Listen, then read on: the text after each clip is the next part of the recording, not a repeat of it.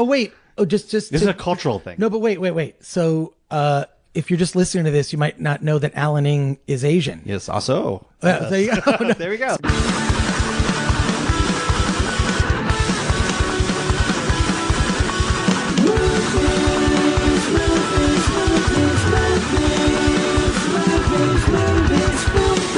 Welcome to the Film Threat Podcast. I am Chris Gore, joined by a special guest, the managing editor of Film Threat, Alan Ng. Hello. Hey, Alan. So this is, if you have not been reading the Film Threat website, filmthreat.com on a regular Which you need to do. If you are doing that, you already know Alan's name. He is all over. I mean, he's all over so many of the films that are reviewed on the site. I like getting my recommendations from you by not reading the reviews, because I'll just talk to you directly.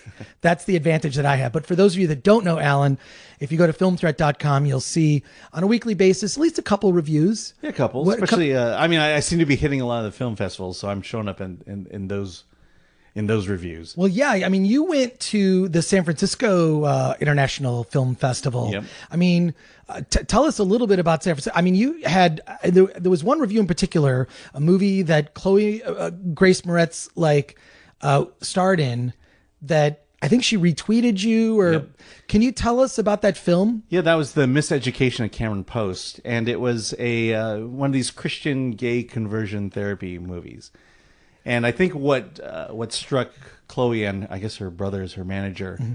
what struck in the review was the fact that, I come from a Christian background, and so I understand what is going on at these conversion therapy type sessions.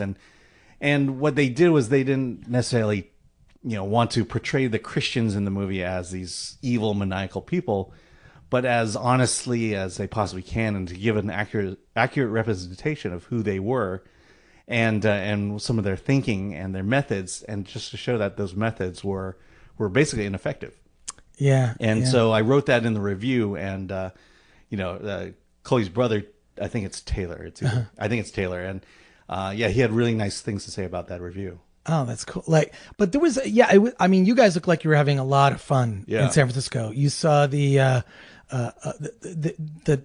Neil Gaiman movie. Yeah. How to Talk to Girls at Parties. Oh my God. The trailer for that just looks, I cannot wait for that to come out. That is the weirdest movie I've seen all year. I mean, it's weird. It's just weird. And it's not weird for the sake of being weird. There's a logic and an importance to the weirdness that plays out in the film, but it's going to turn off a lot of people. It's also a period piece, because isn't it set like, it takes place sort of around the birth of punk. Yeah. Like in the 80s, yeah, right? Late 70s, early 80s. Yeah, around there. Well, yes.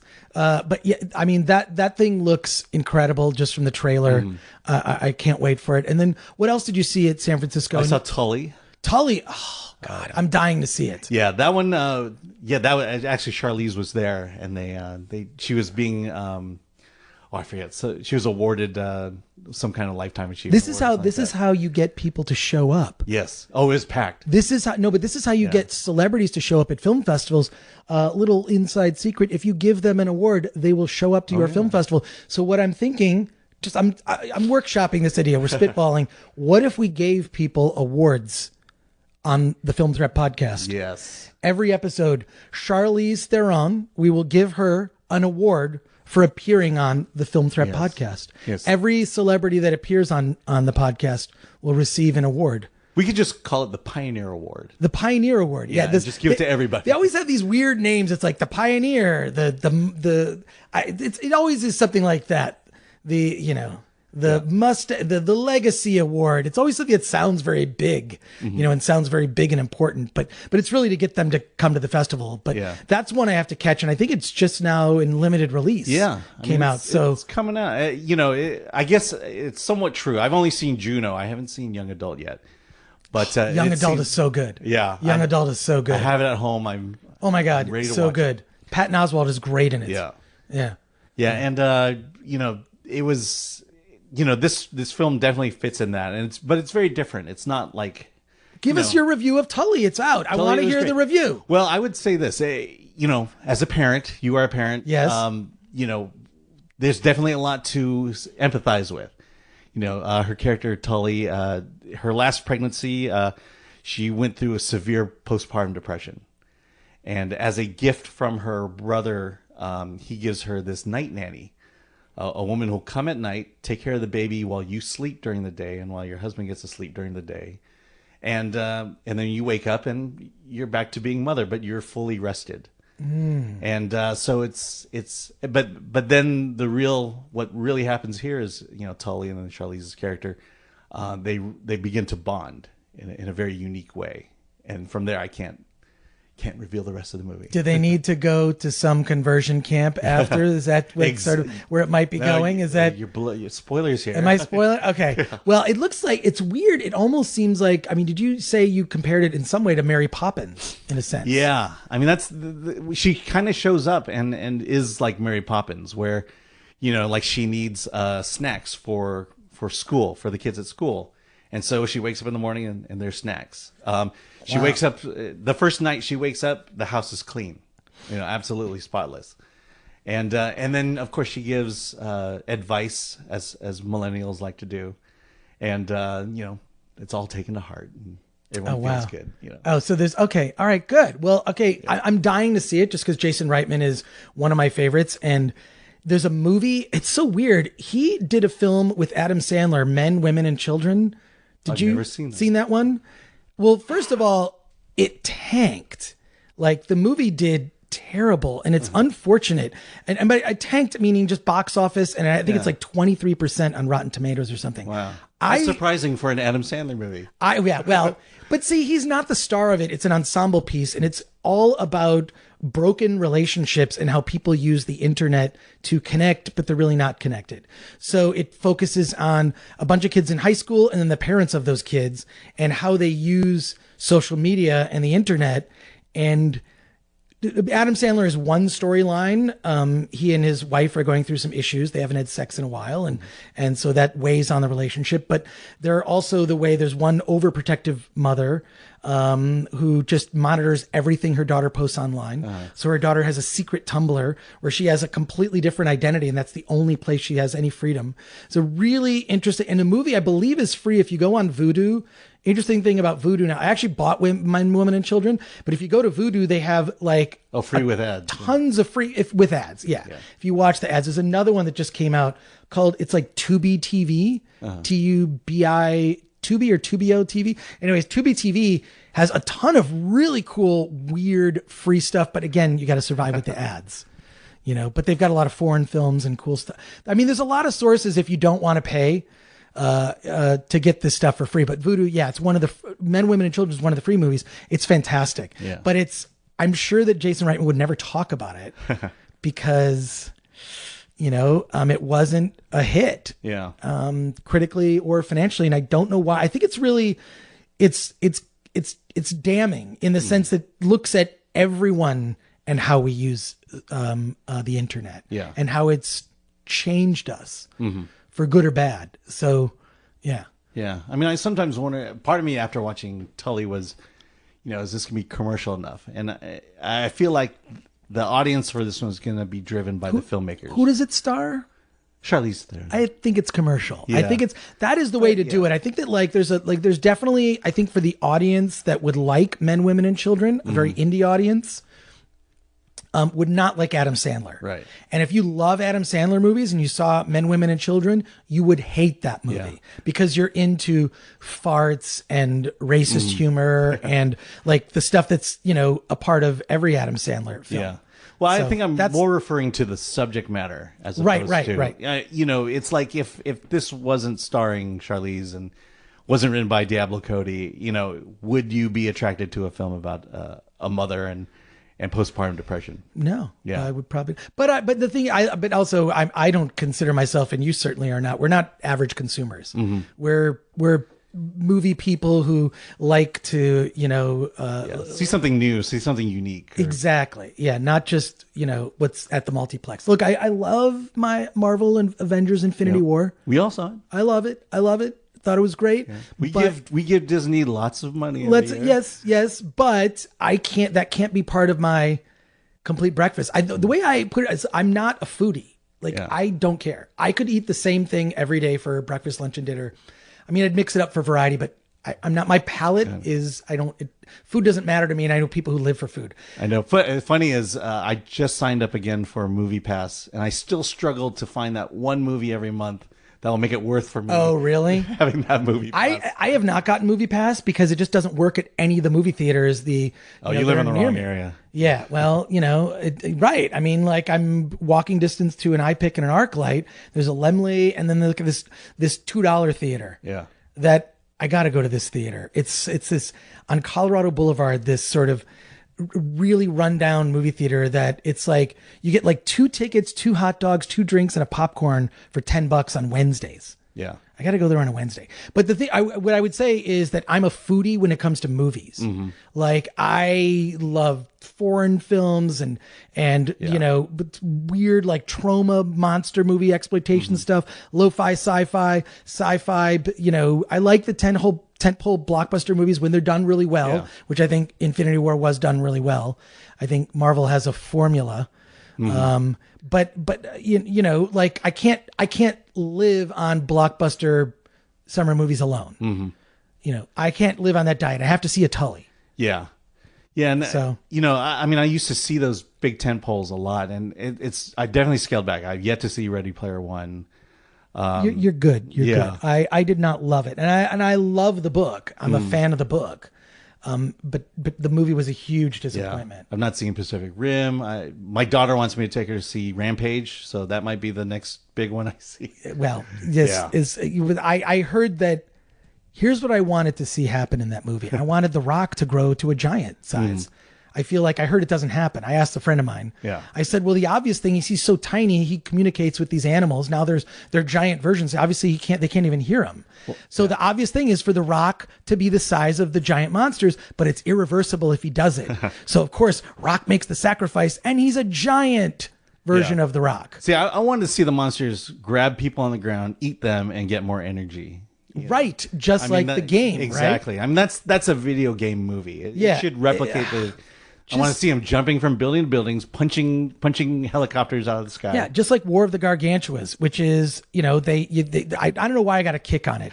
I'm on a Toho kick lately, and I revisited that film. I think it's because I went to Monsterpalooza, and I met one of the actors who played the original Ultraman. Oh, yeah. And I saw that. Yeah, and I had also met the actor who played Godzilla. He also played the Green Gargantua, and so. I don't know. I'm on a Toho kick, and he eats a couple people in the movie. Like he eats them. It's frightening. Yeah. It's actually kind of scary. I saw it as a kid in the movie theater. Mm-hmm. So, but okay. All right. I'm just saying I am a foodie when it comes to movies, and I don't know, I guess they call that a cinephile, but I'm not a snob when it comes to the mainstream stuff, and I like movies with subtitles. So what can I say? But you guys, you had a great time at San Francisco, and you just recently went to another film festival. Yeah, went to Newport Beach. Newport Beach? Which thankfully was in my backyard, so it was a 20-minute drive. I could do what I want. I could see a bunch of movies, and I know you're going to ask, so I'm trying to think of what I saw and what I liked. Yeah, well, you saw a bunch of stuff there, but what's weird is it's not close to me.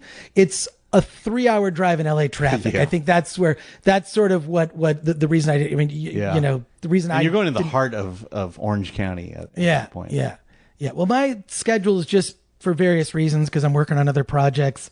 I don't want to say, but like I don't get to go to as many film festivals as I would like. I got to go to South by this year and also Sundance, but you also went to another film festival and you've got a bunch of interviews. So I want to talk to you about, you went to the Los Angeles Asian Pacific Film Festival. That's right. Which is at the Directors Guild in Los Angeles. Part of it. The opening galas are, it's actually in 4 areas in LA. It's at the Downtown Independent. Gotcha. That's down at the Aratani Theater over in Little Tokyo, J-Town, and then over at the Regal.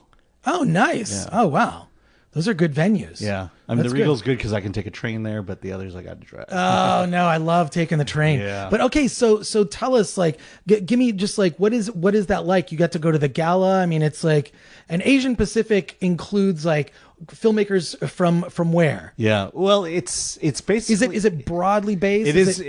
Yeah, and you'll get it from these interviews, but it is very broadly based. There's a good number of U.S. based filmmakers. That's what I meant. Yeah. Is there? It's not specifically a region, but ethnicity of the filmmakers, Yeah. right? I mean, I would say definitely the tie for all these films, for the most part, is there's Asians involved in it, and I did talk about. I don't want to spoil the interviews coming up, but this idea of inclusion it's not just the faces on the screen. Inclusion also includes the people behind the scenes, the directors, the writers. Right. And there's one film where there are no Asians in it. It's a African American film, but it was directed by an Asian, co-written by an Asian as well. I don't know if you knew this, but there was an Asian in the new Star Wars, The Last Jedi.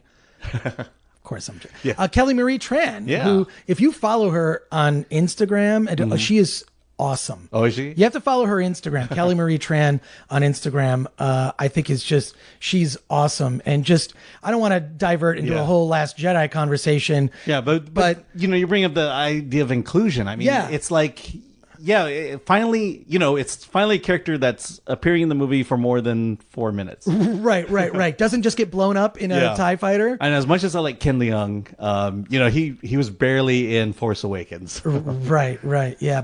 But she's great. I mean, I love her character. I'm sure that there are people punching whatever it is that they're, because there's a lot of people that didn't like The Last Jedi. Yeah. Not so much that aspect, but like a lot of people that just didn't like that. I talked to a friend who I thought would love it and was like, no, I didn't like that movie. What they did, it's all people that wanted Luke to be a bad, it's like not Luke's movie. They can do a different movie with Luke. I thought the funniest thing about, now that we're on The Last Jedi, we got the review all prepped Thursday night. We were all talking to each other. We all seemed to love it and thought it was great.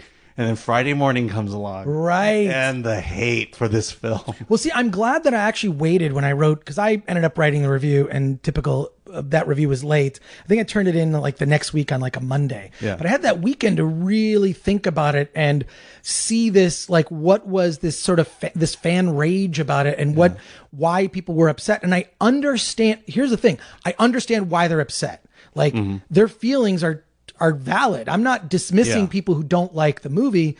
There is a good reason they don't like it. What I think is that the way that a lot of people I remember the way people reacted to The Empire Strikes Back and how that got, like, people hated it. People wanted their money back. People, like, it wasn't like this big applause at the end. It was like this, what? Yeah. And Last Jedi is not so much like that, but it is sort of this hollow victory. They get away, which is kind of, I guess, the victory in Empire Strikes Back, and kind of I think it's the most important film in the Star Wars franchise since The Empire Strikes Back, because of how it's changed the universe. But yeah, back to the Asia Pacific Film Festival. One last thing. Yes. One last thing. I tweeted something that got me a lot of heat. And I just basically on Facebook I said, I'm sorry Rian Johnson went into your bedroom and screwed around with your Star Wars toys.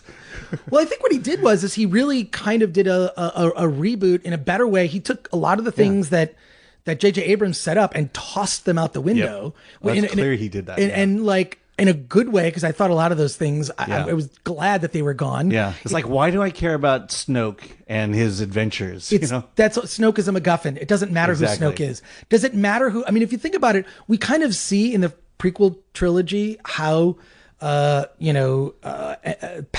becomes the Emperor. It doesn't matter because he was always evil. He doesn't go through a character arc. He was evil, and then he's revealed to be evil. Yeah. So he was just evil in secret. There's no character arc to Senator Palpatine. Yeah. It's not like he was good that turned bad. Right. But whatever. Like, and his death meant something in that. Yeah. Well, look, why did we go down this rabbit hole? Yes, I know. What are we doing? So the LA Asian Pacific Film Festival. The Los Angeles Asian Pacific Film Festival, you got to talk to a lot of filmmakers, and you've seen a bunch of, I assume you've seen a bunch of the films already. Yeah. We got some screeners, but maybe we should talk first about the organization that puts it on. Oh, yeah. First. Yeah. No, I mean, they're so great. Like, they've been great to us over the years in terms of helping us cover the fest. Yeah, and I did talk to a representative. It's Visual Communications. Right. They're the one. What I found out is they started in 1970. Oh, and it was basically a group of Asian Americans or Asians, and they were just artists, and they wanted to just foster Asians in art. I mean, I remember growing up, the idea of me going into arts or entertainment was forbidden. Why? It's because your parents they come here. Oh wait. Oh, just this is a cultural thing. No, but wait. So, if you're just listening to this, you might not know that Alan Ng is Asian. Yes, also. There you go. There we go. See, you could. Well, there you go. But see, I mean, I don't know. I guess maybe it's because I grew up like a little kid. Like, I grew up with Toho movies and Johnny Sacco and Ultraman and all that. Like, and Attack of the Mushroom People. Don't watch that at night. It'll freak you out. But like, growing up like that, it just. I guess it just didn't occur to me, like, because look at all the artists that made those films, and Inoshiro Honda, who's the director of most of them. Yeah, I mean, clearly those were imports. Well, right, yes, but that didn't inspire? Like, so you had this expectation from your family to go into a certain arena. I mean, I wound up going into business, which was the concession, but right. I'm sure they would have loved me to become an engineer or a doctor, or because we came all the way to this country, right? So that you could be, you can experience the riches of America, the American dream. Yeah. And so you'll see that if you look at my generation, people are like 50 and around. There's not that many directors, writers, Asian. There's a good handful. George Takei and but I don't have a single friend from high school who ever went into the entertainment industry and very few that ever even chose to go into arts. I mean, those opportunities were so few and far between. And I still think there's there's some highlights, right? Like, with like shows like on TV, Fresh Off the Boat. Yeah. Which I only know that show because Ali Wong is a writer on the show. Oh, okay. And I love Ali Wong. I've gone to see her stand-up I've seen it live, and her Netflix special is pretty incredible. Yeah, the Netflix special is really good. Oh my God, Ali Wong. Yeah. Oh man. So, I was... Oh, I was going to say, if you really think about the entertainment industry, there's three prongs. There's the studio that pays everybody. There's the supply in the sense of available writers, directors, actors. And then third, there's the audience. We've talked ad nauseum about the studio and the distance that they have to still come. But there's also, the fact that the reason there's not a lot of Asian filmmakers my age is because we just weren't encouraged to do that. There were some that chose to break the mold and defy their families and do it, and you see them on TV and behind the scenes now. But for the most part, it was discouraged. But this current generation, the millennials and even a little bit younger, they're the ones making films. They're the ones on YouTube and just like everyone else. There might just be too many people making films. If you look at if our email is any indication, it's, I don't know how, we have to do a count, but I'm going to say like average between 30 to 40 a week is like what we have like coming in terms of like filmmakers asking us to review their films. And I say yes to everyone, but I will give a little... with one filmmaker I had this exchange with. I'm like, has your movie premiered at a film festival yet? Like, I don't think it helps a filmmaker to get a bad review before they've even played at a film festival. Not I'm saying that you would get a bad review, but I'm saying you got to kind of time it. If you're going to contact, which you can email me, filmthreatgore@gmail.com. You can email you, Alan. I'm not going to give my email. You're not going to, okay, yeah. Go to Chris. Well, I've given my email out on the podcast a couple times, but if you want to, or filmthreat@gmail, whatever. Like if you go on the website. Although based on your email, you can kind of figure out what mine is going to be. Right. But the thing is this, you got to, do you want to be reviewed at this stage in the project? If it's an indie project and you haven't screened at a film festival, it doesn't help you to you want to time that right. So yeah, I think the thing that this is always the thing is, like, are there too many people making movies? Are there not enough people working on curing cancer? I mean, this is like, I could tell you that I get a lot of films, or I see a lot of films that it's clearly their first film. And, and they had a really good idea, to the point where you say, I really want to see what your third film is going to look like. Yeah. Usually that first film, it's kind of like you need to, but you can always see the talent through the flaws. That's the thing that I always look for is like, yes, I know you don't have Marvel money, Right. or Disney money. So show me what you can do with no money. And if a filmmaker could do that, I mean, like to see like where James Gunn went from, Super all the way to, Guardians of the Galaxy. I mean, that's a huge leap. I mean, Super was made, it was made for almost nothing. Well, Taika Waititi, yes, with Thor. I mean, oh my God, yeah. What We Do in the Shadows was Hunt for the Wilder People. Yeah, and he also did Eagle versus Shark. Yeah, which I saw at Sundance, which is a really weird. Is it? It's like a romantic comedy, kind of in the sense that it has his odd sensibility, which I love that guy. I love the videos that he posts on just about. He also did a TED talk on creativity that you should definitely look up, Taika Waititi. Yep. But tell us tell us who you talked to at the Los Angeles Asian Pacific Film Festival. We've got some filmmaker interviews. Yeah. Well, the first one is just basically I talked with Francis and from the film festival. From the film festival. Oh, cool. And basically got to not only talk about the film festival and visual communications, but also what they do for filmmakers in the mentorship program. Let's give it a listen. All right. I'm at the Los Angeles Asian Pacific Film Festival, and I'm with... my name is Francis Collado. I'm the Executive Director of Visual Communications. Right, and Visual Communications is really behind the festival. So tell me about how Visual Communications started and what its mission is. Visual Communications, or VC, our mission is to develop and support the voices of Asian American and Pacific Islander filmmakers and media artists, and most importantly, these artists that empowers our communities and challenge perspectives. We're turning 50 in 2 years, so we started in 1970. I'm not turning 50 yet, not yet. But really by a group of artists and activists coming up from the Asian American movement to do something with media, knowing at that point, if we're not going to document our communities, nobody else is. So really that was the impetus of Visual Communications, being the media arm of the movement. And a couple of years later, other artists, and we started the LA Asian Pacific Film and Video Festival in 1983. So video. Do you have an idea of what VC was like, right from the very beginning of the 70s? Well, I've been doing a lot of institutional memory searching, and a lot of it is we were founded by a group of artists. So really an artist collective, and each one of them was creating films, photographs, other images, other projects, just to tell stories about our communities.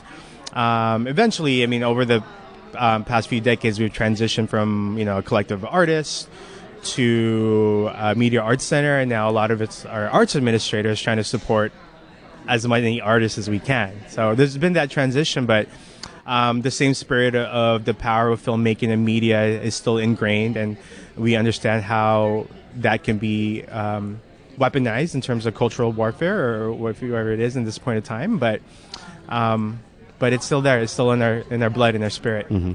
Tell me about the festival. Clearly, it's bringing together Asian and Pacific Islander filmmakers together. How is this all pulled together each year? And is there a kind of a philosophy behind it? The philosophy has always been, how do we connect our communities through these storytellers? And so while we do want to celebrate our Asian Pacific filmmakers and creators, we also want to invite our communities to support these creators too. So there's that connectivity part that we want to do. Every year is different. I would say it's a reflection of the current times. I think last year was a little bit, our programmers were coming off the election. So if you're angst or worried, you're going to program that way too. This year, I think what we wanted to do, the feeling we wanted to say was that it's going to be okay, it's going to be all right. We're going to just keep, the struggle continues, or whatever the keep getting your voice out there. Yeah, just keep going, and sometimes you feel like progress hasn't been made. But if you look back the past couple of years and do a check, what was 10 years ago, 20 years ago, there's a lot to be proud of. 1983, our festival, I believe, was only 2 days. What can you program in the festival in 1983, that's out there? And now, our festival is 10 days long and, sometimes longer, but we have more films that we can't program because we don't have any slots. And that's just I think the evolution of our storytellers that came. But we're very happy, where we're heading. The definition of community in Asian American and Pacific Islander has shifted since 1983. and the stories that shifted, and rightfully so. And for us as a festival, we're shifting as well. How do we be inclusive, not just of Asian Pacific filmmakers, but also experiences that connects with other people and communities? Visual Communications, it's a year-long organization. Right. And one of the things you do is, I guess, digital histories. Yeah, so Digital Histories is actually my favorite program, going on their 16th or 17th year. It's a filmmaking program for our older adults, our seniors. Really, it started off that we wanted to digitize their histories for the future generations, that they can tell their kids about, their grandchildren about, some stories about themselves or their friends or their communities. And the past couple of years has transitioned where a lot of our filmmakers have been in that program, and instead of doing place-based documentaries and stories, they're now doing narratives, and they're actually acting in it too. So I think for me, it's really one of my really favorite programs that we do, because it's a message that it's never too late to be a storyteller. A lot of folks retired, and we start basic. We start off with comic books, storyboarding with comic books, and especially for a first-time filmmaker, you want to tell everything in your story, but you want to be efficient how that's going to happen. But I'm really proud of them. Our oldest is 86 years old. All right, and then let's also talk about there's a lot of filmmakers who have films here this year and in previous years that have gone through your, I guess I would call it a mentorship program. Can you talk about what Visual Communications does with few up-and-coming filmmakers? We have a program called Armed with the Camera. It's a fellowship for emerging artists, media artists. Started off early 2000s, really to get people to be, again, storytellers, and not necessarily in film school. But you've hit it in the head now. It's a little bit, democratized. How do you create content with you can edit on your laptop, shoot on your phone. So everybody has been kind of has access to that and has that skill training as well. So past couple of years, our filmmakers have been getting more trained, coming to us from film school.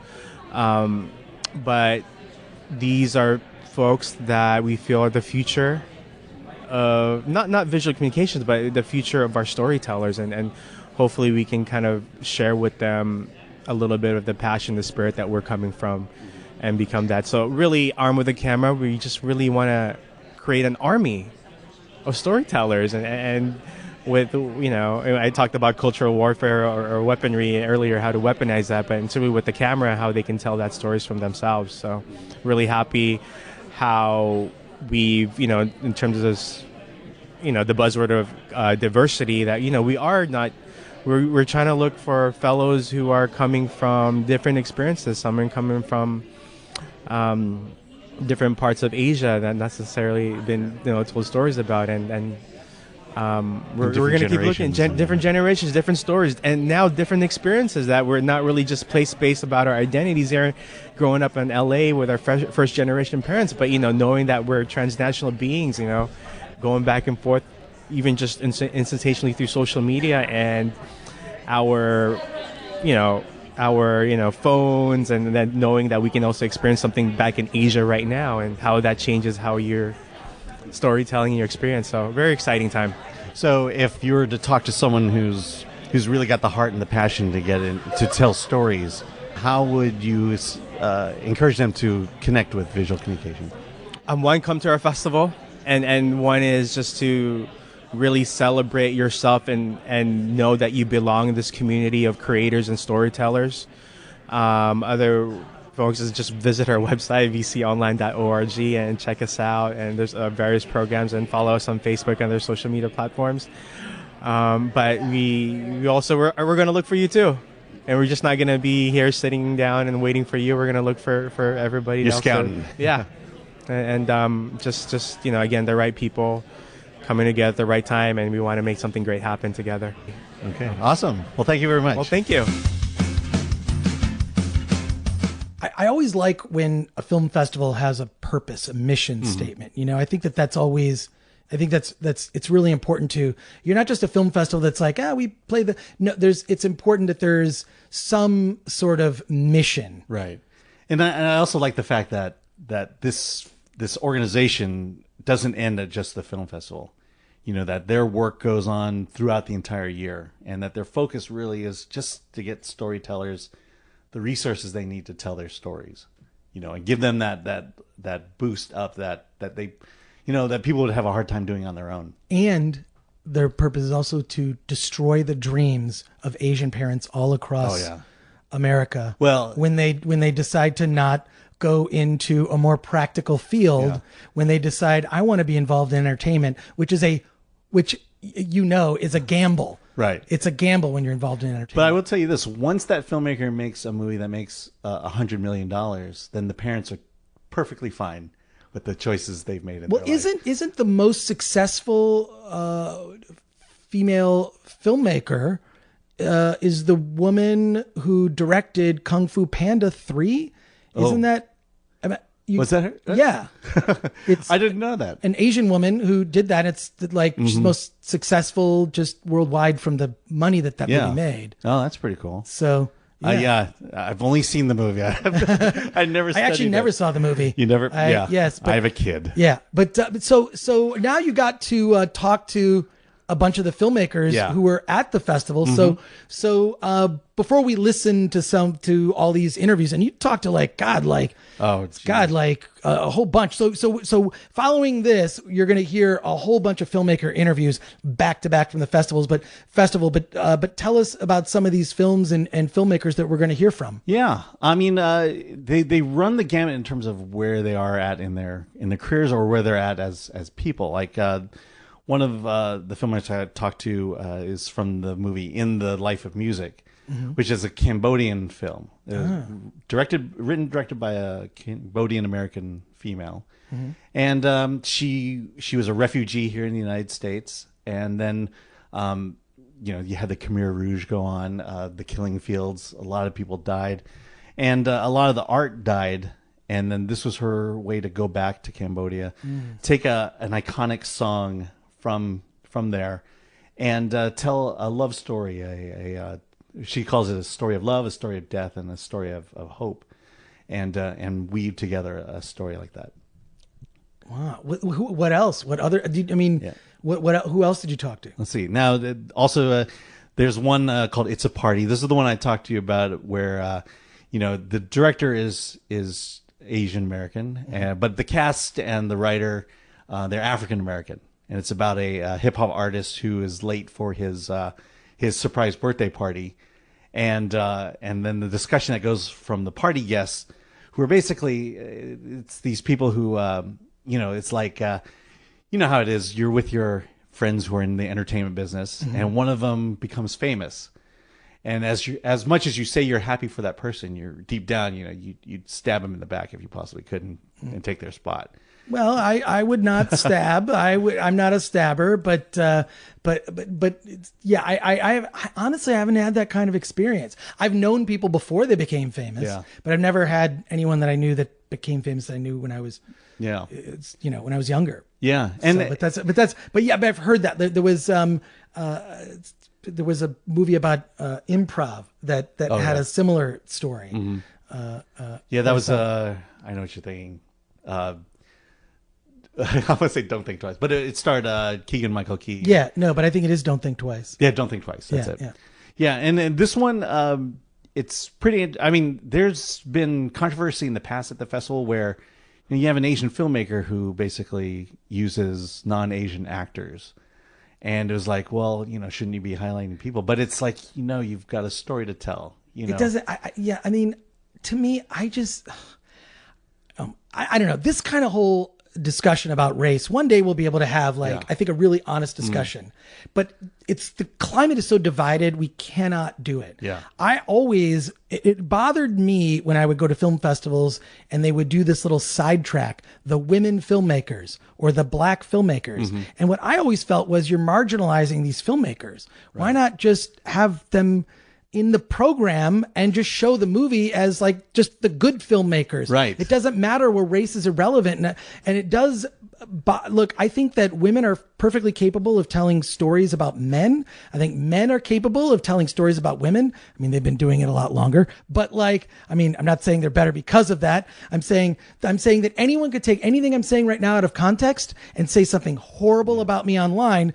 But it just, I guess just having grown up with Star Trek as like this ongoing conversation, I wish for the day that we live in a world that's like the idyllic, Star Trek, this utopia where we don't think about that stuff because it's stupid. I mean, I almost think that Guardians of the Galaxy kind of comments on that, because you've got orange people and blue people. It doesn't, it's just sort of purple, and it's just like, it just, whatever, so there's a weird thing that I think is in the lizard brain that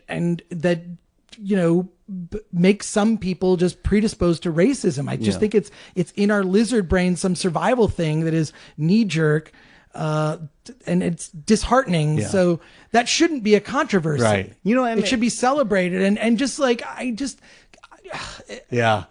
frustrating. I mean, I'll tell you from my perspective, it was like people would tell me, you need to support these Asian films because, that's because they need the opportunity, they need a chance. But at the same time, it was like, but these are really bad bad movies and bad TV shows they're putting out. The Margaret Cho TV show is like, finally, Margaret Cho, finally a great Asian TV show, and it was a really bad show, and it's like almost, and in a way, it set things back because it wasn't until Fresh Off the Boat that another Asian television show came on television. Right. Well, I mean, Margaret Cho has talked about that like quite a bit, and just her awful experience. They really just tried to make it so milquetoast. And and it was like, it was almost worth not doing it than to have done it. And all it does is show is that, see, we did an Asian show, it failed, so why do another one? I just feel like I must be a weirdo, because one of the things, having grown up, we talked about Toho films earlier, of course, on the podcast, we're talking about the Los Angeles Asian Pacific. I'm going to bring up Godzilla. But one of the things that I loved as a kid was when you would see, cultural differences. It wasn't shown very often, but there was one movie, I don't know if you remember, it was called Godzilla's Revenge. And the whole thing is a young boy, his grandfather takes care of him, and he gets kidnapped by these robbers. It's all played sort of, but Godzilla's his hero, and he gets inspiration from Godzilla to fight back. It's kind of like Home Alone, except they kidnap a child, right? But the thing that was interesting to me was, one, like seeing that he had like toys that I didn't have, but also like he sat and ate with his grandfather at a table where they sat differently, and they ate these foods that were prepared. And it was just like, I'm getting for the first time sort of culturally something I never got to see growing up as a kid in suburban Detroit, and I thought that was fascinating. So I thought that was like, that was so cool. And rarely in those movies would you get those kind of glimpses. Yeah. I found that interesting and not gentrified, but a friend of mine from college who's black, who made films, would always put white people in his movies, and he would get criticized for doing it. And his reasoning was he considered white people to be generic people. Like, he wasn't trying to make a statement. He's just trying to tell a story, because as soon as he thought, so this is a black filmmaker casting, white people, because he just didn't want to have the conversation or that discussion, just want to tell a story, which I think is, if that's his choice, I think that's completely valid. But I know that he was criticized for not casting black actors and to make it a black, I don't know. I just hate that whole thing of like, this is a black film, or this is like, look, there's good storytelling and bad storytelling. And you either are capable of empathizing, or I guess maybe you're not. I mean, unfortunately, I definitely fall on the side of the piece of art versus the artist. If it's a good story, I mean, I don't want to get too nitpicky in it, but if it's a good story, if it's entertaining and it touches me, I almost don't care who made it. I don't know necessarily I could say that today, but right. But that's my general philosophy when it comes to watching film and reviewing and criticizing films. Well, just tell a good story. Well, let's listen to these filmmakers and let them speak for themselves. Yes. I'm at the LA Asian Pacific Film Festival. I'm with Anish and Sev, the filmmakers behind Searching, which was the opening film of the festival. So yeah, I'm Anish Chaganty. I'm the co-writer and director of Searching, and we're with Sev Ohanian. Hey, I'm Sev Ohanian, co-writer and one of the producers of Searching.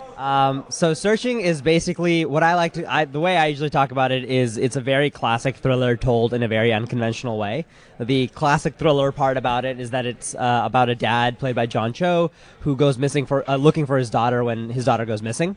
And the unconventional part about it is that the whole movie is sort of told on the devices that we use every day to communicate. Smartphones, laptops, tablets, anything that is electronic is sort of the medium that we tell the story on. All right, so he's searching for his daughter. Basically, authorities are unable to find him, so he's using the social media, basically. Yeah, he's sort of like simultaneous to a ground investigation that's being led by a detective played by Deborah Messing. He is also trying to help pick up on clues and aid in that investigation by looking through Margot, who's his daughter's digital footprints via her computer and all of her the path that she left online. So a nice little modern thriller here. Hopefully, yeah. Yeah. So what was the seed of the idea? Where did it start, and then how did it bloom into what you have today? The seed of the idea. So Anish and I have been writing partners for a couple of years. We both met at USC Film School. I was actually Anish's TA. He was. And basically, Anish was always a student that I ought to kind of see was like the super creative one. He was always had great ideas, and more than anything, I always was drawn to how much of a hustler he was. And I graduated from USC, and then Anish reached out to me. Not long. I had made a movie called Fruitvale Station that I was a co-producer of. We went to Sundance. We had a good experience, and then right when I came back to LA, Anish reached out to me. And we got together to write together, or to pitch ideas. Yeah, so I immediately wanted to work with this guy. He had come back from Fruitvale with a Sundance with a huge win. Somehow convinced him to be my writing partner, and together we sort of started writing our first project together. It was a huge movie, but we learned a lot from writing it. That movie will never get made, but since then we've worked on a bunch of different things. And then, since then we made, a Google Glass commercial. I worked for Google in New York City, and the opportunity to make this movie first presented itself with a general that's exactly. So all of that led to one day me having a general meeting with a company called Basilev's, and they had produced a movie called Unfriended that at the time had made a lot of money for them. Unfriended takes place on a computer screen. Yeah. Exactly, and Unfriended made this company feel like they wanted to explore more films that would be told on unusual, devices that we use every day.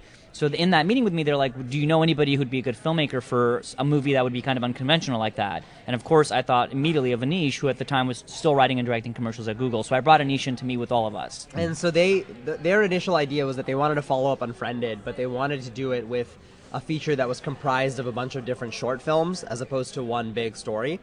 And I thought that was way more exciting of a concept than a feature film that took place on screens and devices, because I told myself I would never do that. Then a couple months go by, and Sev and I end up texting each other first for the idea of Searching as a short film. And we really like it. It's an 8-minute short on a 3-page pitch packet that we sent back to the production company. I happen to be back in LA later on for a Google photo shoot. They call us in to talk about it, and the first thing they say is like, we don't want to make this as a short film anymore. We want to do this as a feature.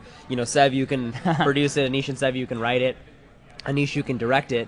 We'll finance the whole thing. What do you guys say? And immediately I just yelled out no. I mean, Anish literally turns down probably about $1 million to write and direct his first ever feature. And I'm sitting next to him, like, kicking him. Yeah. I know. I think, I don't know, when a production company says, hey, we'll give you money to make a movie. Yeah. How do you say no to that? Yeah, well, I mean, the reason at the time it felt like we would be taking an idea that we've somehow found a way to not be a gimmick, which was an 8-minute idea, and stretching it back into a gimmick and making a movie not because it deserved to exist, but rather because another film had made money before it existed. And like that, none of those reasons were appealing to me to make a movie, let alone my first movie. So we said, no, and Sev said we'll be in touch. So you felt like because it was more or less someone else's idea and a piggyback on a concept that had already been done, that you were kind of it's like they liked the hook of the story, and they wanted to make it a feature.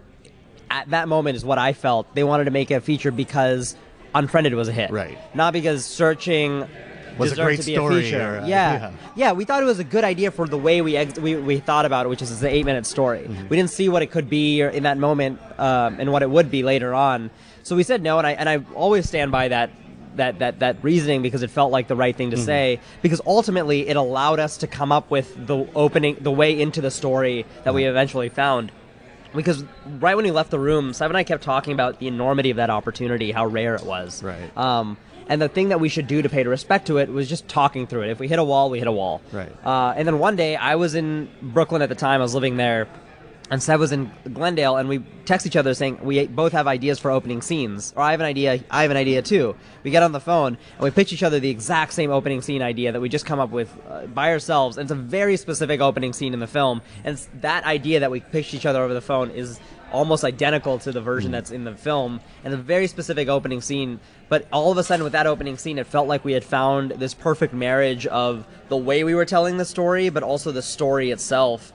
And it felt like it was thrilling and emotional. Yeah, and it was going to be character driven, and people would be able to be invested in the people the story is about. And I think, especially because, like Anish said, it's a thriller, it's a hyper-modern thriller that takes place on devices that we use every day, this opening would achieve our goal, which was to make people forget what they're watching and just focus on the story.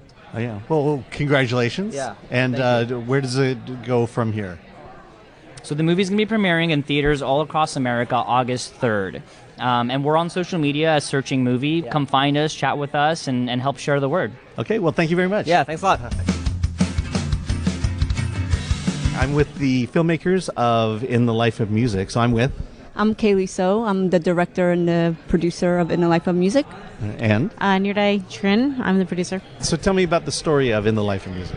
In the Life of Music is a story about how a song by Sinsi Samut plays a role in the life of a family through 3 different decades in Cambodia, pre-World War and post-war. I mean, one thing that struck me is it's a very cultural film. Yes. It's there to, in a sense, highlight not only the culture of Cambodia, but also the trial it went through in the 70s and 80s with the Khmer Rouge. Can you talk a little bit about that and how your film relates to that? Yeah, the film was really inspired by a documentary called Cambodia's Lost Rock and Roll.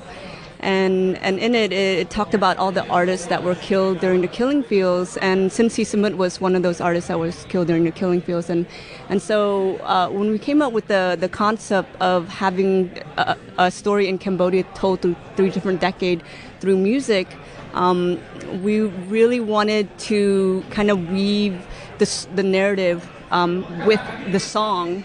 And it was very important for us to depict the killing fields in a way we haven't seen before. Mm-hmm. And it is connected through that one song. Yeah, and then and because it's a period of a lot of silence, so having it wrapped around a song was such an interesting idea. Yeah.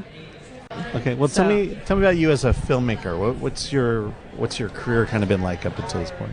Well, I spent 8 years in the U.S. Army National Guard, and then I studied creative writing at George Mason University. I decided I wanted to be a filmmaker, and so I came to Los Angeles in 2009 at Chapman University with the MFA program, and I just started making films ever since. And I decided to just throw myself into the process. I had never made a film before film school, and so for me it was very important that during film school I take out of it everything that I can. And still, to this day, most of my creative collaborators have been people that I work with during those years spent at film school. Now, as you're developing the film, did you have a global audience in mind, or was there like a kind of a love letter to Cambodia? It was a little bit of both. You always make a film hoping that there's a international audience for that, like the heritage films is what they call it. Yeah. And then it's also a love letter to Cambodia for us, or I call it a love song to Cambodia because there's a lot of music in it. And then finally, what does it mean for you to be here at the LA Asian Pacific Film Festival?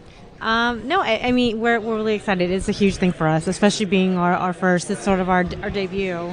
I don't have a background in film the way she did. We actually partnered up when she was in film school, and she asked me to help produce and bring in money and stuff like that, and so I sort of just started that. So going from not having a background and then coming here and getting to a point to complete a film the way we have, it's exciting. I think it's a little surreal.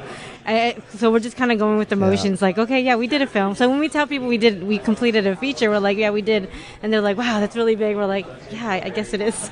Yeah, I mean, I think some people don't realize the excitement and the role of the support to a creative filmmaker to help launch someone's vision and get it. It is. I think when we look back on all the people that has supported us, I mean, it's a huge thing. I mean, and we're blessed to have so many great support in our network, in our community, our family, our friends who are part of this as well. So it's. Yeah, I'm a huge fan of the LA Asian Pacific Film Festival. I return every year. The first film that my thesis film was one of the films that premiered here a while ago, and well, we've been community partners because I run the Cambodia Town Film Festival, and yeah, I love this film festival. I just think we have a camaraderie here, and I'll always return. All right, well, great. Thank you very much. And thank you. I'm with the filmmakers for the film For Izzy, and you are? My name is Alex Chu. I'm the writer-director. And I'm Michelle Ang. I am an actress and producer on the project. All right, very good. Well, tell us about the story. What is For Izzy about? For Izzy is about a recovering opioid addict, played by Michelle Ang, who moves in next door to a woman with autism. And it's about basically a development of their friendship over time, while at the same time their single parents also fall in love with each other. All right, and what are some of the themes you kind of capture in the film? The basic theme is about second chances and about overcoming any kind of misunderstandings. I mean, there's a lot of misunderstandings about addiction and recovery as well as autism, and I really wanted to kind of explore those themes throughout. Yeah, I saw it yesterday, and it's a lot to tackle. Yes. I mean, you're dealing with the addiction and you're dealing with the autism. Was there an approach you took with that, or was there something in the back of your mind to say, okay, how am I going to blend these two worlds together? It was a lot of it was just research. So I mean, the addiction side is something I know well. It runs my family, and so that was something that was really personal to me that I really wanted to bring to the table. And in terms of the autism, it was just one of those things where, as we were doing the research, realizing how misunderstood it is, to a point where there isn't still no real agreement as to what it is. And then on top of that, even though it seems like they're completely different worlds, in many ways they share a lot of the same. There's parallels in terms of the level of misunderstanding. With same thing with addiction. Like, what is addiction? Even a lot of the foremost researchers and specialists aren't able to quite pinpoint exactly what that is yet. And I think that's kind of what makes the story exciting for me as a creator, to be able to kind of explore those things. All right, and then on top of that, you're layering the Asian aspect of it, the cultural aspect to it. Yeah, the cultural aspect was I don't say not the easiest, but it was that was just a given. Mm-hmm. Just who I am and the characters that I know, the people I know, and I really, it's just something that's very important to me as a filmmaker, to be able to tell stories about people that are like me, and not people who the media might think is a stereotype of who they think we should be, right. If that makes sense. Michelle, so you play the addict. I do. How did you get involved in the project? So I came across the project on an audition board, and the character description of Dee Dee immediately captured my imagination. She's got blue hair, she's speaking in this beat poetry, she's really aggressive. I was like, wow. I don't think in all my years in LA reading scripts, I've ever been given an opportunity to even audition for a character like this. It was a really exciting proposition. And then I went in for the audition, met Alex, really loved how he worked with me in the audition, and then I got to read the script, and the script really blew me out of the water. It was so refreshing, just the characters that he had crafted that were really real, like he said, flawed.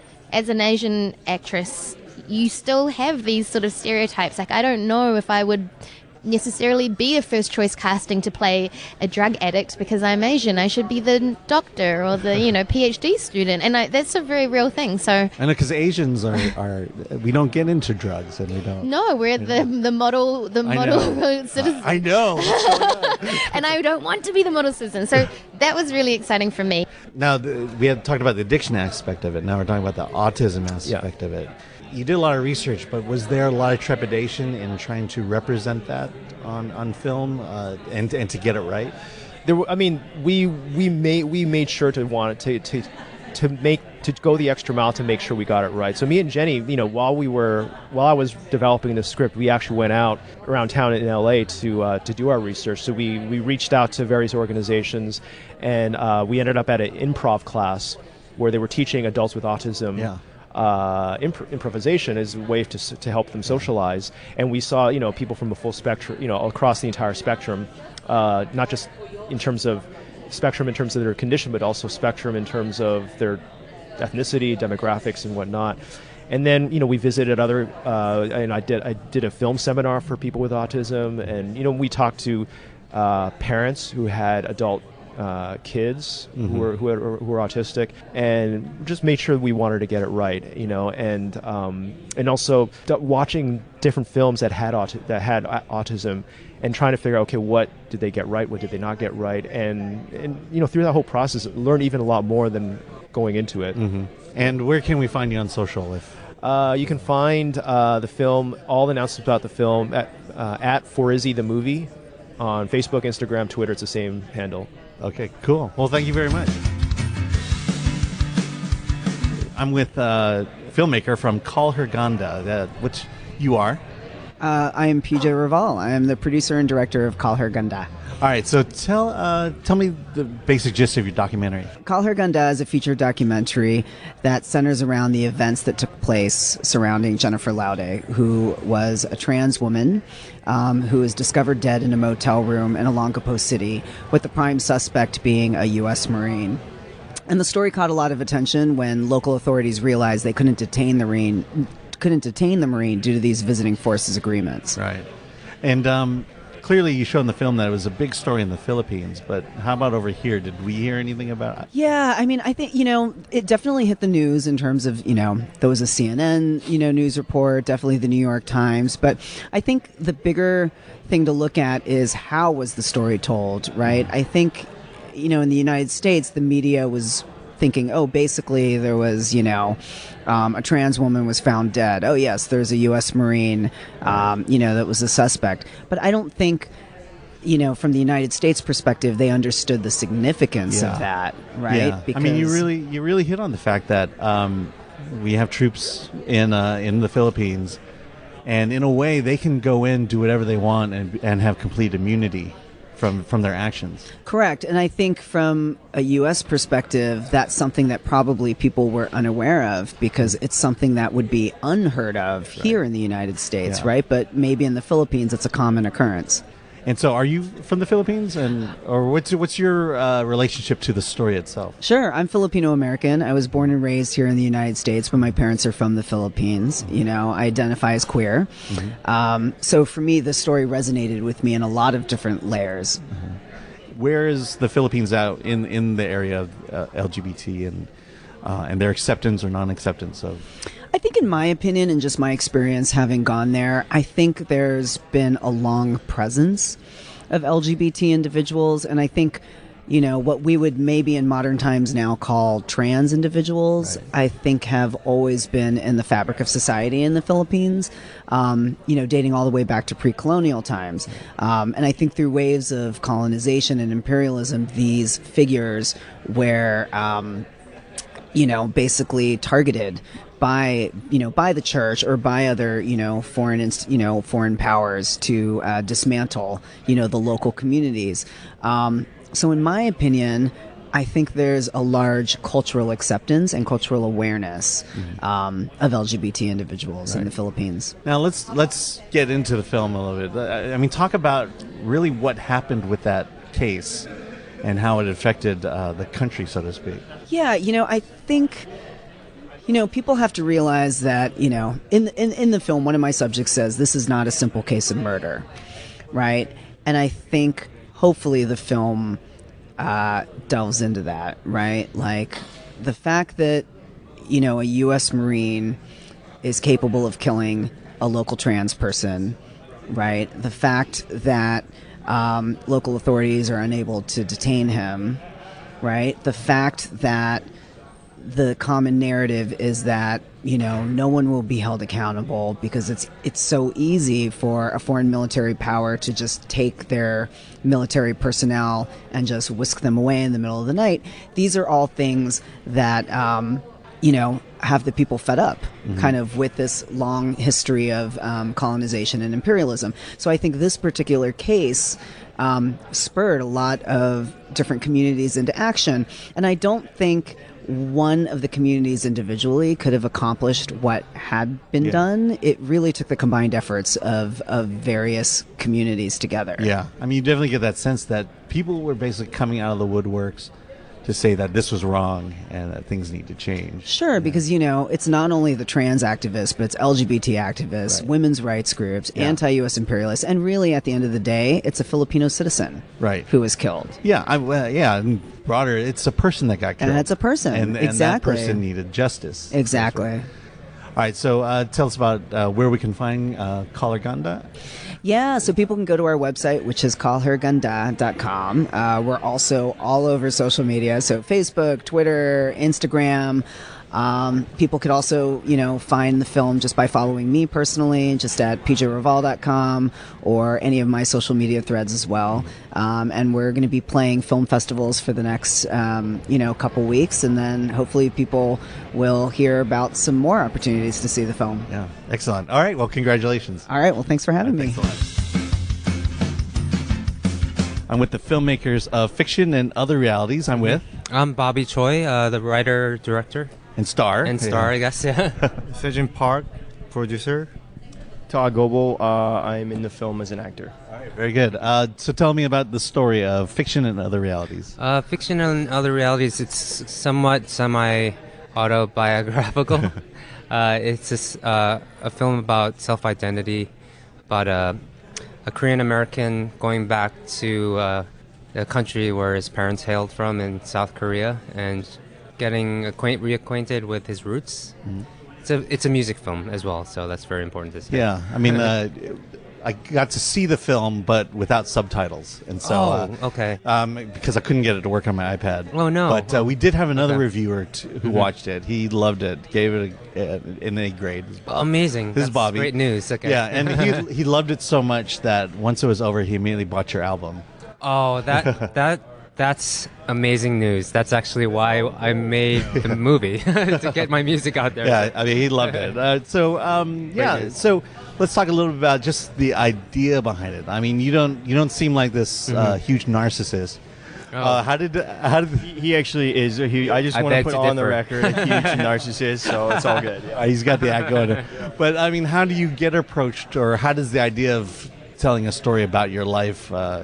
Is that something someone approached you about, or is it an idea that, this aspect of it would make a really good story? Actually, someone did approach me about it. In the very beginning, there was a movie called Begin Again by John Carney, I believe, who also wrote and directed Once. Yes. And so those films are really big in Korea. I live in Seoul, in South Korea, and an actor friend of mine actually watched that movie Begin Again. And I saw him the next day, and he said, "Hey, you have to make a movie about your life." And I was like, "You're crazy," but it kind of planted a seed for me, and here we are, about 3 years later. Awesome. So you're originally from New York? Yeah, born and raised. Okay, and are you first generation, second generation? I first generation. 1.5. I mean, a lot of your experience here kind of is the pretext to your film. Yeah. So what was your experience here, and what was it that drew you back to Korea? So my parents, they were strictly like, I knew a lot of other Korean American kids growing up in New York, but a lot of them, their parents, sent them to Korean school, and my parents were the exact opposite. They didn't teach me Korean at all. They wanted me to immerse myself in the American culture and make me feel like An I American, belong there, yeah, and so, but that failed miserably because I didn't feel like I belonged there at all. I always had issues of self-identity and like was always like self-conscious, and I couldn't make friends. It was really hard for me, and so when I went to Korea just to visit, it was kind of nice feeling anonymous and looking like everyone else. Something about that was really appealing to me. I've since gotten over it, and I just kind of realized has to do more with myself. Yeah. But I don't know. I mean, you talk about it's identity. It's Exactly. where you feel comfortable and where you feel like you as a person blossoms. Exactly. Yeah. So I'm grateful for everything my parents did, but them hiding that Korean culture from me was probably the wrong way to go, because right now I love Korea. I love everything being reconnected to this culture that I had no connection to. I love that connection that I'm having now, and it's enriching my life in many ways, I would say. So what does it mean for you to be here at the LA Asian Pacific Film Festival?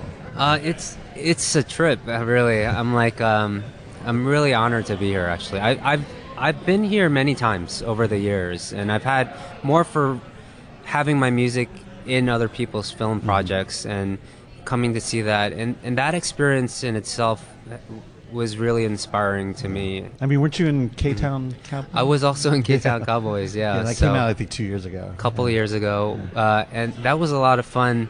That actually gave me the confidence to take this project on, because I was able to kind of get a taste of what it is to act. I don't know if it's the right taste, but it kind of got my feet wet a little bit, and so. All right, great. Well, how can we find fiction and other realities? Is there social or? Yeah, I mean, I basically we have social media, but I'm basically on my big phony. On Facebook, Instagram, like everywhere, YouTube, definitely YouTube. Yeah, you could find me if you search for Big Phony, and a lot of the stuff these days is just talk about the film. So, all right, very good. Well, thank you very much. Thanks for having me. All right, I'm with the filmmakers of It's a Party, and I'm with Weldon Wong Powers, director and co-writer. Hey, Lamar Woods, co-writer, producer, actor. The multi-hyphenate. So tell me about the story. So the film is about a surprise party where the birthday boy never shows up. So it's about his friends waiting for him. And the film itself is set in the Atlanta music scene. So it's a bunch of musicians waiting for this guy to show up. And it's like an ensemble comedy that takes place over the course of a night. Very Waiting for Godot with rappers is kind of like what we've been saying.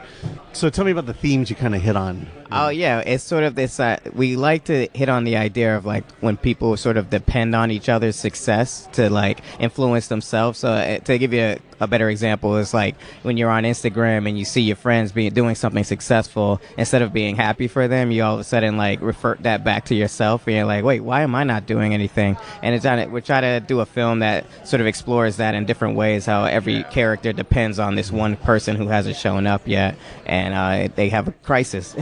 Yeah, it's existential comedy, I guess. So how did two of you know each other? We grew up together, actually. We know each other from high school. Yeah, and from Atlanta. From Atlanta, yeah. So we both grew up in Atlanta, and then we both like came out here and started producing short comedy sketches together, and that rolled into short films, and now this feature. Let me see. So let's talk about the LA Asian Pacific Film Festival. Sure. All right. So from the trailers, I haven't seen the film yet, but not a lot of Asians in the movie. Yeah. But where they at? I thought there was. I ain't see. I was like, man, heck, there's not Asians in this. Yeah, but I think it hits on the idea of that inclusion is not limited to faces on a screen, yes. but it's to those behind the scenes as well. Can you talk about that? Yeah, I mean, I think, not to like toot our own horn, but we ourselves have built a multi-racial, multi-gendered crew that we assembled to tell this story. So in a way, we are committing to like kind of a progressive step ahead of helping each other tell our stories. We're all from underrepresented groups, and we're all helping build each other up. So this particular film, although on the surface is just black cast is very much a multicultural sort of expression, I would say. Yeah, and so tell me about your relationship then with visual communications. Sure, yeah. Visual Communications has been my home, really. I've been part of their AWC fellowship. Lamar and I were actually part of a C3 conference a few years ago. They've definitely been this like support system to, this Chinese American kid from the South who has found representation through other cultures. You know what I mean? Mm-hmm. They've accepted that as my experience and, have let me express myself through that. Right. How exactly do they come in or what exactly did they do to help you out? In this film, like they, for example, like they would let us do auditions here. They let us. I don't know if we're supposed to tell people that, but we did. They let us use the place to do auditions. Like it's just community. Like I think that it's all. It's like we need help with this, and they're there to help that. I think for Weldon, he did the Arm with the Camera, which was a huge advantage for doing this film because Weldon got the experience of they gave him money, produced this thing for this limited amount of budget, and now going into our film, he has that experience as a filmmaker of how to do a good product with less amount of money. So I think yeah, in every aspect this always was very helpful. Yeah. So what did you learn or take away from this first film that you learned and are going to carry to the second film? I don't think we can ask for favors as much anymore because I think we pulled all of them, I would say. I think just being resourceful and being able to tell a story with not a lot of money. You know what I mean? Like we definitely have figured out where the strength is and leaned into the strength, and that's not necessarily like a big huge budget. So definitely just focusing on like performance, like that's key for independent films. Yeah, I agree with that. And just do it with people that are cool. Like, don't do it with people who are crazy because it's too much time. You don't have a lot of time, but it's also a lot of time you're spending together. So try to do it with people you care about, and it'll be fun. You know. Where can we find It's a Party on and you guys as well? So right now we're in a festival circuit, so we're playing festivals, just trying to get it out to different audiences. You can follow us on Instagram at It's a Party the Film, or on Facebook, you just look up It's a Party the Film. Yeah, what was the question? How can people find you? You can follow us on It's a Party the Film, or at my Instagram's at Profmatic. We're always doing stuff. We're doing comedy, TV, whatever. Yeah, we're out here. Shout out to Atlanta, Northside, that way. All right, well, congratulations. Thank you. I appreciate it. Okay, I'm speaking with the filmmaker of The Fever and the Fret.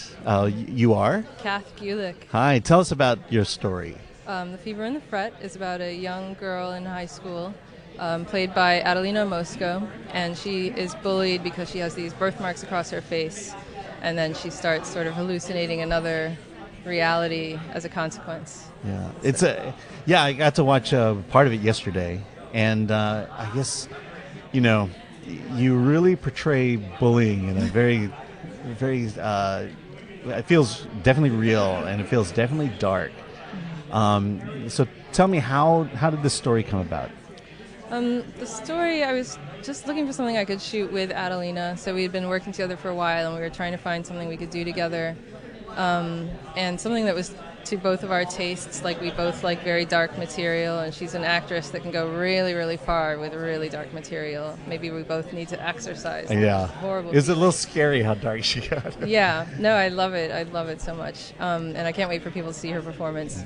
And so we were just thinking about, like, well, obviously we need to portray someone who has a mental breakdown. That's what you do best. Yeah. And then structured it around, her talents and her abilities. Mm-hmm.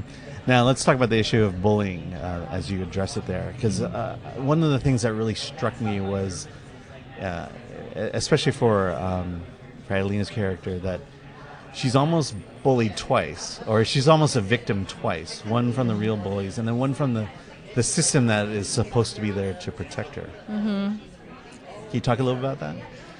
Yes, I guess that just comes from a slightly nihilistic viewpoint I have of the way things work. I mean, there are vulnerable people who are not protected by the system, and people fall through the cracks. I think that's just the reality of life. And in a way, even yeah. become victims of their needing to protect themselves or to find some sense of justice. Yeah, I definitely think so. I think the people who succeed are mostly succeeding because of the luck of their circumstances and their own constitution, and then maybe 5% of it is their own choices that they make. Mm-hmm. So tell me about yourself as a filmmaker. Is this your first, or where are you down the road of This your is career? my first feature film. Okay. I actually had a short film reviewed by Film Threat many years ago. Oh, which one? At Slam Dance. It was called Oxford Cowboy. Okay, I'll and have to look because that up. Film Threat was the only outlet that reviewed my short film, so I've always used the pull quote, which was very funny and well acted.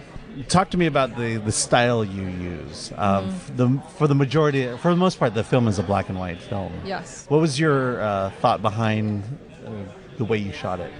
It was kind of a learning experience for me because, unfortunately, I was the cinematographer of the film without much of a background in photography, and we were also using a kind of a cheaper end camera.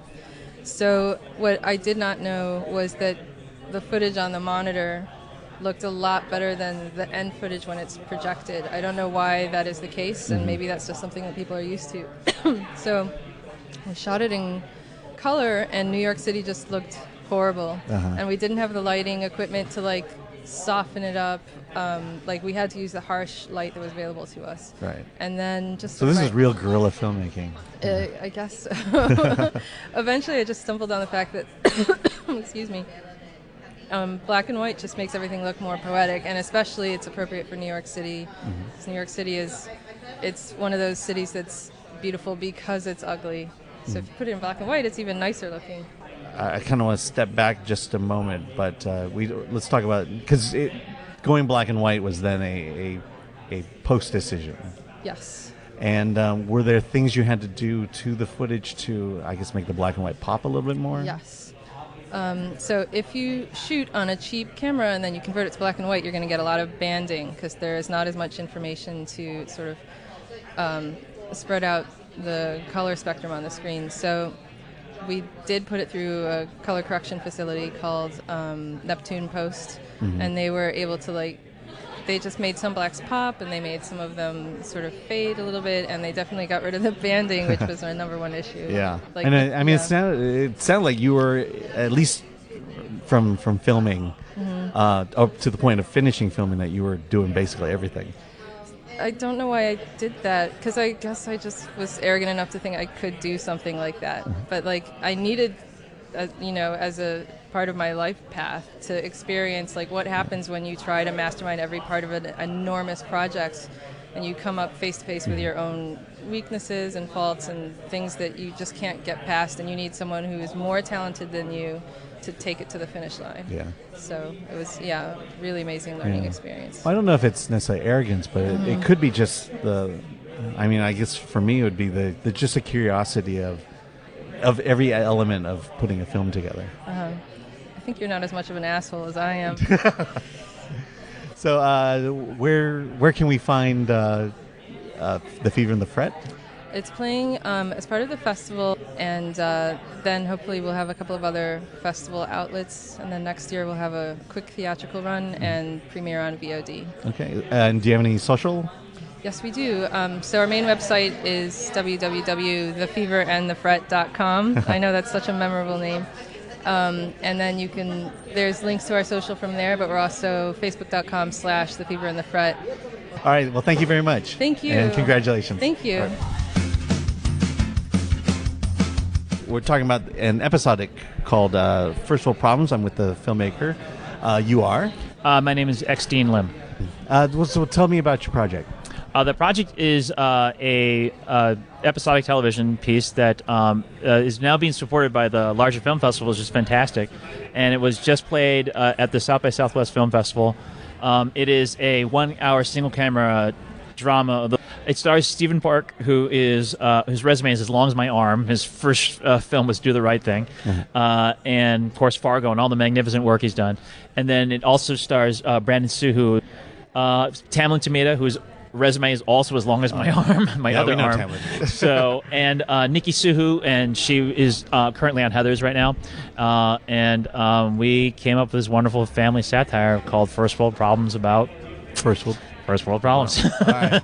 So what is the basic plot? Or the idea is it's about a father who realizes that his family are all becoming apathetic douchebags, and he kind of one by one bitch slaps them all into stop being who they are and kind of see or get a greater perspective in life. And it's also, there's a ticking clock involved, which I don't want to give away. There's some stuff, there's some MacGuffins that are pushing the narrative along, but it's all about having a perspective in your lifestyle, right? And that's it.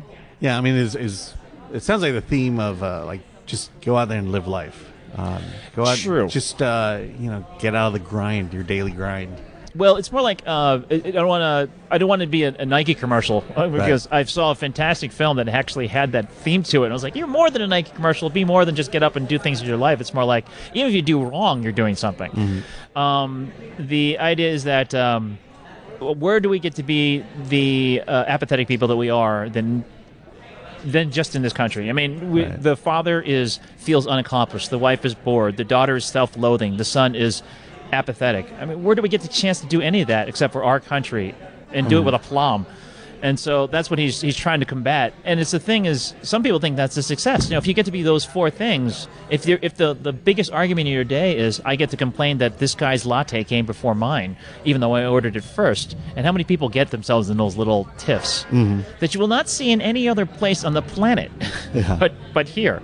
So it's about combating that and having perspective of what your contributions are. And the sneaky thing, and you didn't ask me about this, but the sneaky thing, the sneaky conceit of the show is that in other shows, and there have been fantastic Asian American shows have been out. Fresh Off the Boat is fantastic.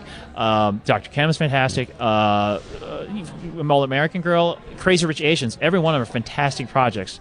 The difference in this one is that actually their ethnicity is the most important part because it actually pulls people in. Let me just back it up by saying a little bit.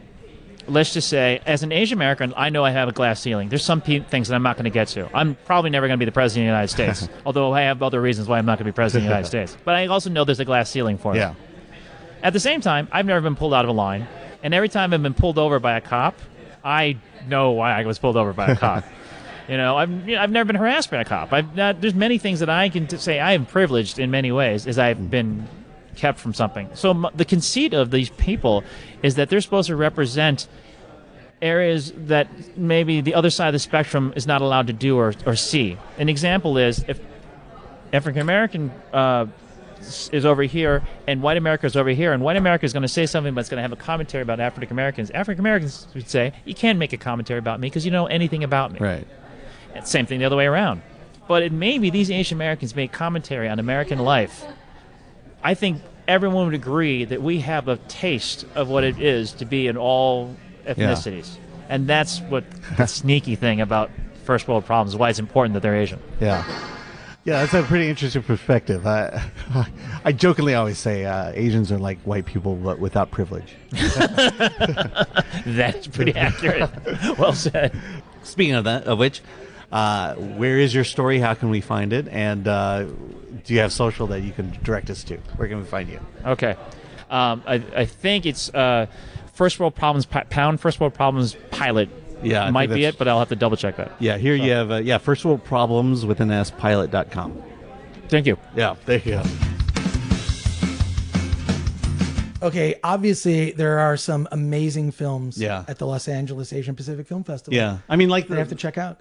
Like what I was found interesting because the last one, Fiction and Other Realities, about the Korean pop singer Bobby. I want to say Choi, but I didn't review that film. Bobby Lapierre did that, and I mentioned it in the interview. But or as other filmmakers say, that fucking Bobby Lapierre. Oh yeah, that's what they say. That fucking Bobby Lapierre. But Bobby actually liked this one, so that's good. Yeah, he gave it an A, and it's like we kind of allude to it, but they're touting it as the Korean Once. The story, the movie Once. Oh yeah. And after listening to Bobby, we just went out and immediately bought the guy's album. Wow. Well, that's so obvious. Okay, so I'm not. If I don't get to the festival, I'm going to make sure to check some of these out. Like, although I have to say, I am a big fan of K-pop. Like it's just I'll go down the rabbit hole of watching videos on YouTube. So anything involving K-pop sounds like a lot of fun. Where can people get information about the festival? Okay, it's at visualcommunications.com. I believe it's like /2018, but you go to the main page. There's that big link there to the festival. And I'm sure that they're on Twitter, Yeah. Los Angeles Asian Pacific Film Festival. Yeah. And then where can people find you on social media, Alan? I'm at on Twitter at mypal.al. My pal Al. And of course you can read Alan Ng's reviews almost daily now. No, you're not on there, but like at least a couple a week. You've got, I mean, you're very prolific in your output of reviews. It's good. I wish I had the kind of time to review films like I used to. I tend to focus more on interviews and features and doing the podcast, but like I love reading your stuff. So, Well, thanks. Yeah. They take a while. Yeah. Well, but it's also an honor to have your perspective on both the website and the podcast. So thank you, Alan. Well, thanks, Chris. Cool. All right. Well, let's get out of here.